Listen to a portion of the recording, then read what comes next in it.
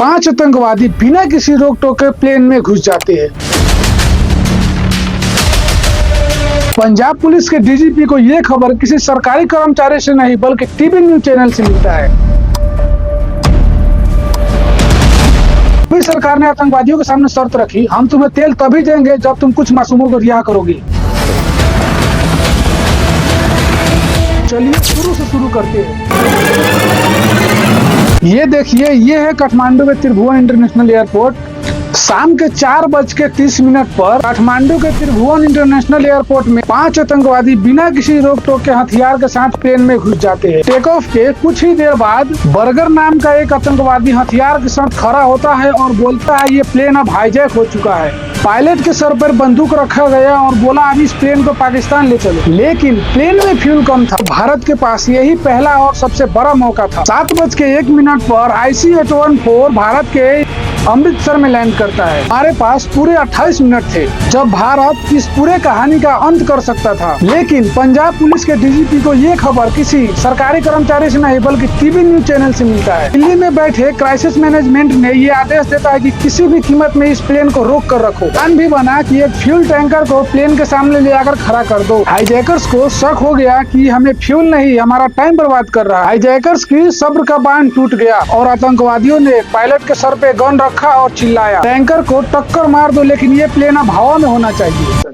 बिना रिफ्यूलिंग के, बिना सुरक्षा जांच के वे प्लेन फिर से उड़ गया और भारत की सबसे बेहतरीन NSG कमांडो की टीम उस वक्त भी दिल्ली एयरपोर्ट पर खड़े होकर आदेश का इंतजार कर रही थी। और अमृतसर से ये प्लेन उड़ान भरने के बाद दुनिया के नजरों में था।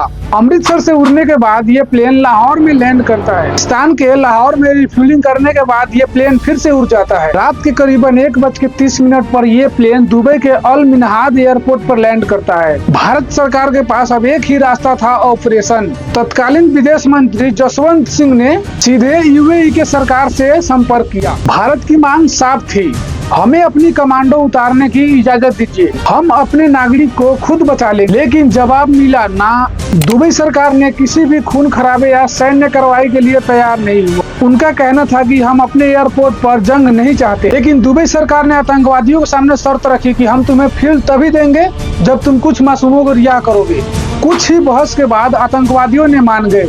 कुल 27 यात्रियों को रिहा किया गया। लेकिन इसी रिहाई के बीच एक ऐसी खबर आई जिसने पूरे देश का दिल दहला दिया। एक 25 साल का नौजवान रूपन कटियाल जो अपने पत्नी के साथ हनीमून से वापस लौट रहे थे, आतंकवादियों ने उनको बेरहमी से हत्या कर दी।